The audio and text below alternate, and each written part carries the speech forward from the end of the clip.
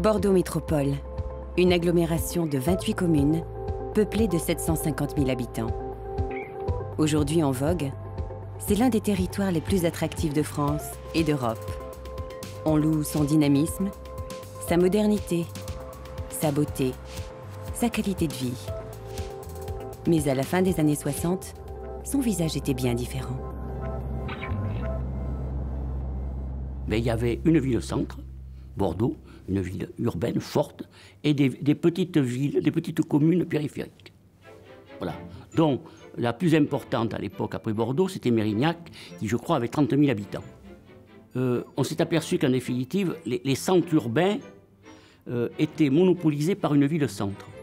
Et que la question s'est posée, est-ce qu'il ne faudrait pas créer des périmètres de fédération? Bordeaux a été retenu avec Lyon, Lille et Strasbourg pour être une première communauté urbaine de droit. Et c'est ainsi que, le 1er janvier 1968, a été mis sur les fonds baptismaux la communauté urbaine de Bordeaux. Et l'homme qui va en devenir son premier président est alors maire de la ville de Bordeaux et président de l'Assemblée nationale. Jacques Chaban-Delmas. Engagé dans le combat quotidien pour assurer l'avenir de Bordeaux et de nos enfants, nous avons peu de temps pour penser à ce que nous avons fait. C'était un homme vraiment charmant et en même temps, évidemment, un homme d'État, donc avec une carrure très imposante. C'était effectivement un grand homme. Et alors, je dirais que c'était un humaniste. Et quand on était à son contact, quand on était avec lui, on sentait la chaleur humaine qu'il dégageait. C'était pas un homme de dossier, mais c'était un homme de contact et de relations humaines.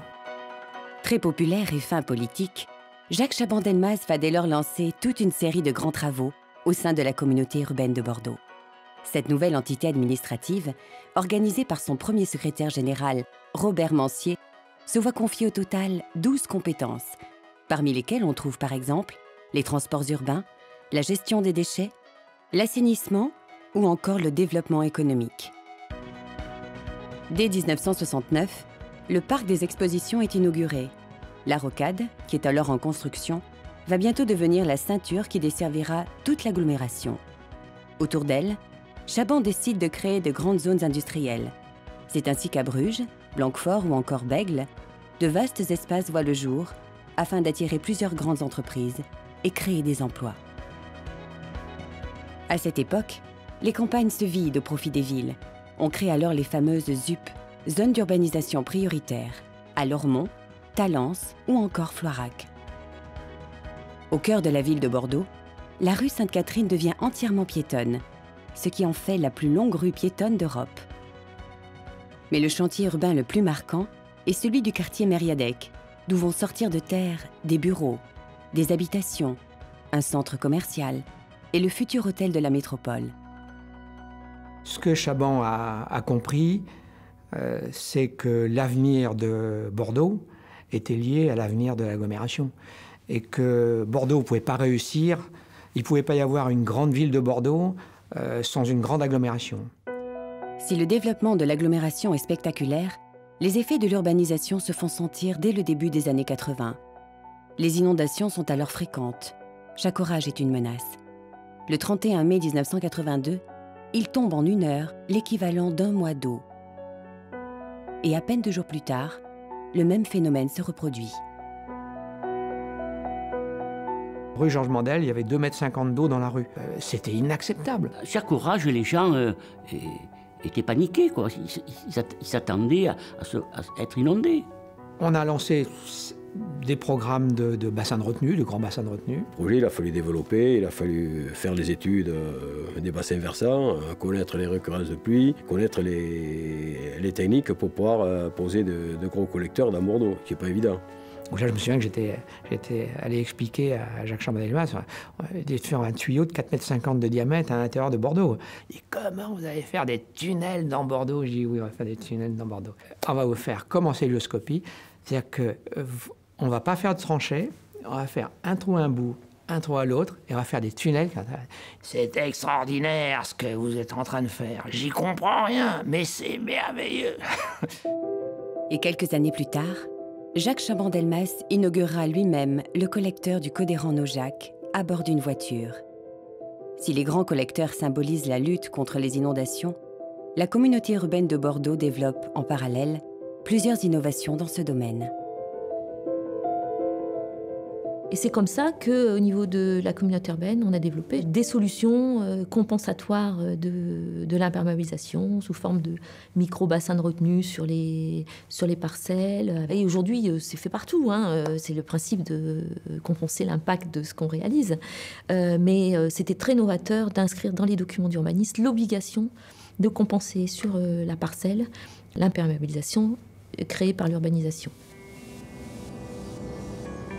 Aujourd'hui, le traitement des eaux usées de Bordeaux Métropole est assuré par 10 stations d'épuration, dont les plus importantes sont celles de Claude Hilde, à Bègles, et Louis Fargue, à Bordeaux-Nord.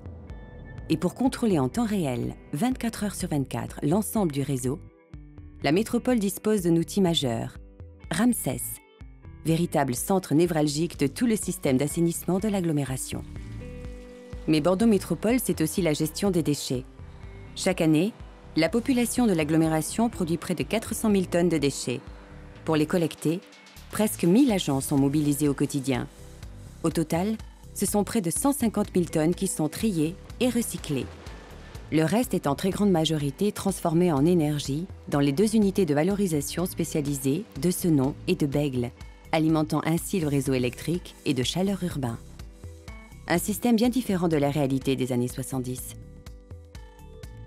À cette époque, les déchets sont envoyés dans un site d'une 40aine d'hectares, la décharge de la Barde, au nord de Bordeaux. Celle-ci promet alors d'être bientôt saturée. Les services de la CUB sont conscients que le système est à bout de souffle. Tout est à construire. Il fallait chercher de nouveaux sites de décharge, mettre en place un schéma de traitement des déchets. Était prévue la construction d'une usine d'incinération qui était la première usine d'incinération de Senon, qui était dimensionnée pour traiter la moitié des déchets des ordures ménagères de l'agglomération bordelaise. Un travail colossal va être effectué, avec notamment la mécanisation de la collecte et la mise en place des bacs individuels. Une révolution qui met fin au carton et autres poches en tout genre, auparavant disséminées sur le trottoir. Puis au début des années 90, le premier plan Trivac est adopté, ce qui permet à la communauté urbaine et à ses habitants de passer au tri sélectif. Et à partir de là, on s'est retrouvé confronté au refus de certains administrés. Donc il a fallu les convaincre. Ça a été un travail avec toutes les équipes de collecte et les agents de communication, un travail, je dirais, quasiment au porte-à-porte pour faire comprendre aux gens qu'il fallait faire.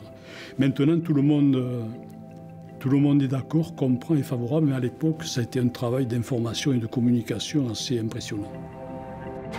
Mais si aujourd'hui, recycler ces déchets est devenu un réflexe générationnel, on ne se doute pas que le concept du centre de recyclage a été inventé à la fin des années 70 par les services de la métropole.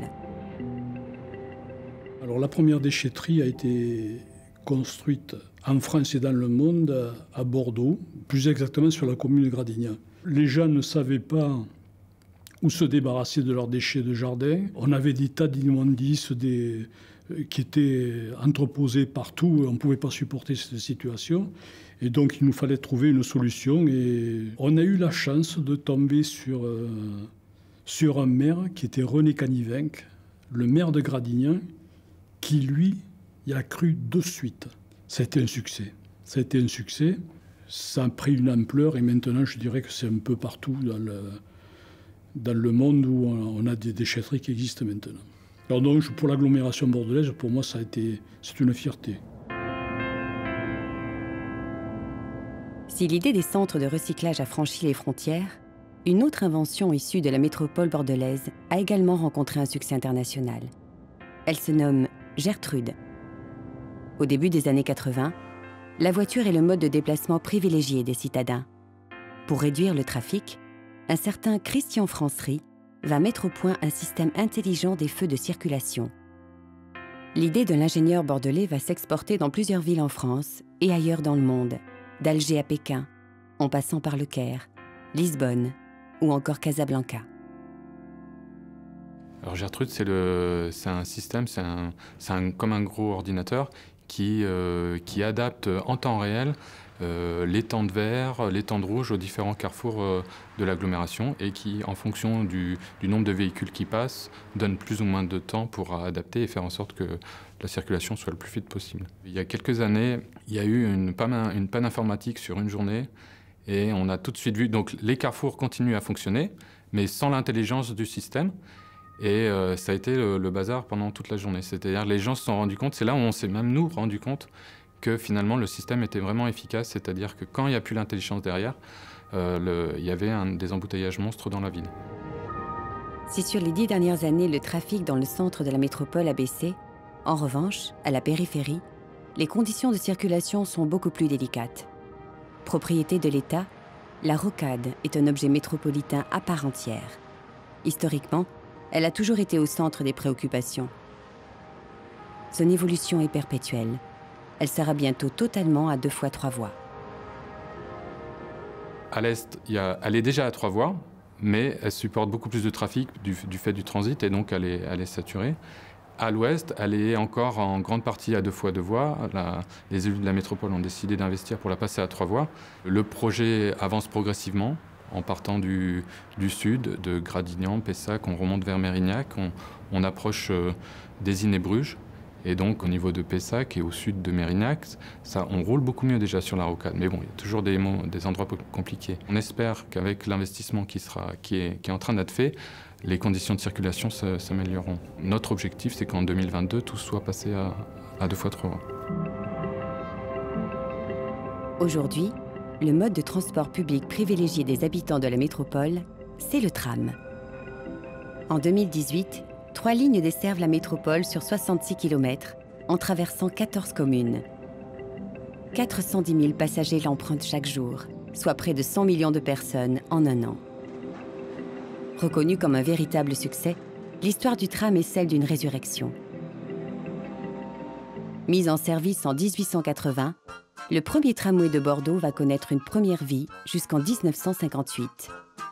Et c'est le jeune maire de l'époque, un certain Jacques Chaban-Delmas, qui va lui offrir un enterrement de première classe. Le réseau de transport en commun est alors remplacé essentiellement par des bus, à tel point que ceux-ci deviendront quelque part la marque de fabrique bordelaise jusque dans les années 90, avec les fameux mégabus en accordéon. Mais l'époque du tout-voiture a vécu. La voirie est quotidiennement saturée. À l'évidence, la communauté urbaine de Bordeaux a un besoin impérieux de réaliser son réseau de transport en commun en site propre. Pendant 10 ans, une idée va alimenter le débat public. Le Métroval, un véritable serpent de mer qui ne verra finalement jamais le jour. La Juppé annonce la mise à plat du dossier de transport. Il ne dit pas qu'il va abandonner le Val. Il dit « je mets à plat le dossier de transport ». Il comprend tout de suite que 10 ans de conflit politique sur la base d'un dossier de transport Métroval, évidemment, il faut repartir sur un dossier qui va recevoir le consensus politique. C'est absolument indispensable. Nous lui avons proposé de lancer des marchés d'études de définition du transport en commun en site propre.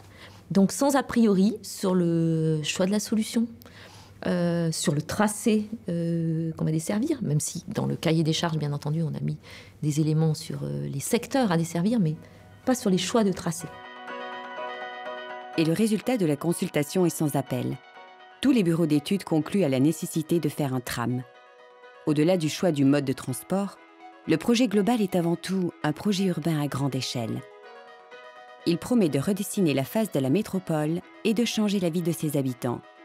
Pour la première fois, la population va être pleinement associée à la réflexion grâce à l'organisation d'une grande concertation. Et au début de l'an 2000, le son des premiers coups de pioche résonne dans les rues. Bordeaux Métropole entre dans le XXIe siècle. Il y avait des travaux partout. Toutes les rues étaient défoncées. Une des particularités de ce projet, c'est d'avoir mené 3 lignes en même temps, puisqu'on avait du retard en venant à la case départ. Il fallait rattraper 3 lignes faites concomitamment. Il y avait le chantier des quais qui partait, avec la transformation totale des quais. la construction de parkings souterrains. Le parking souterrain de Bourse se faisait en même temps.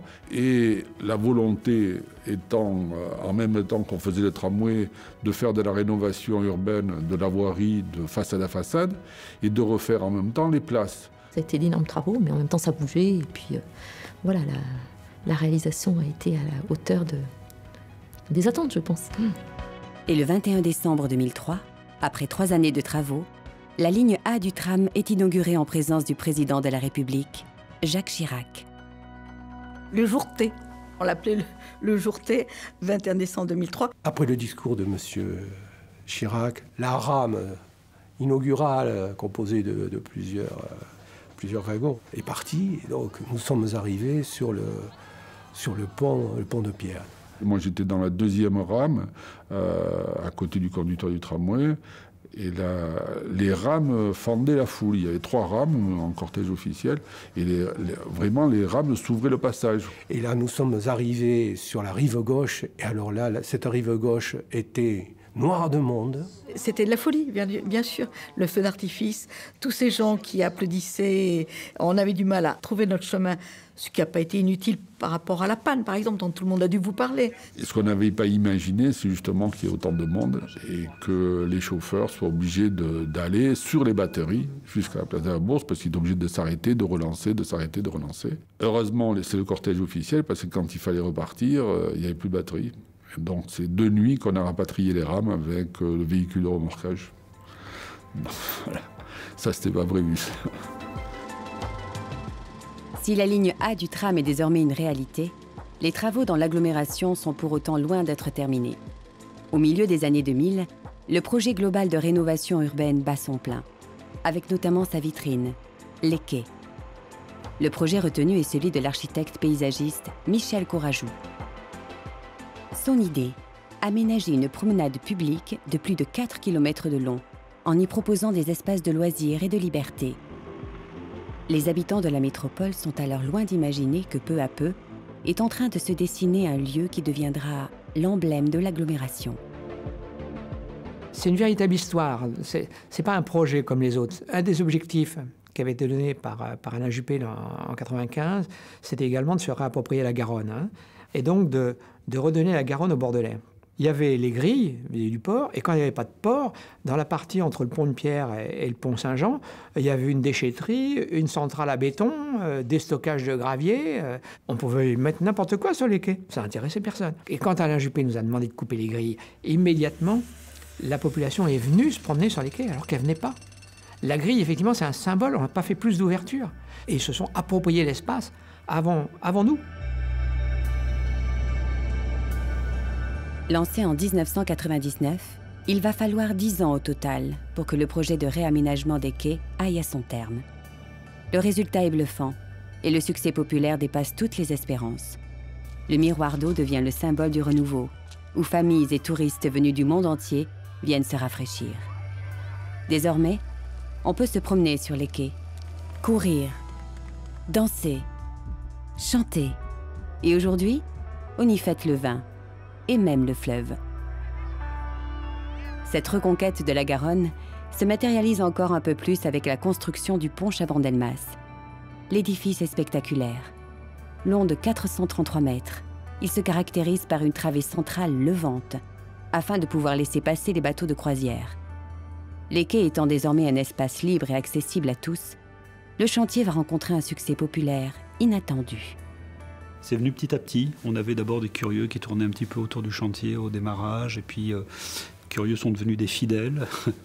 Et puis on a commencé à faire des visites de chantier. Là, ça a été l'affluence. On a dû faire pas loin de 25 000 visites sur l'ensemble du chantier, de ce qu'on a pu comptabiliser nous de notre côté. Il y avait à la fois beaucoup d'ingénieurs et d'entreprises qui voulaient connaître la conception du pont, mais il y avait aussi l'usager lambda qui voyait cet immense édifice sortir de l'eau et qui voulait comprendre comment ça allait fonctionner.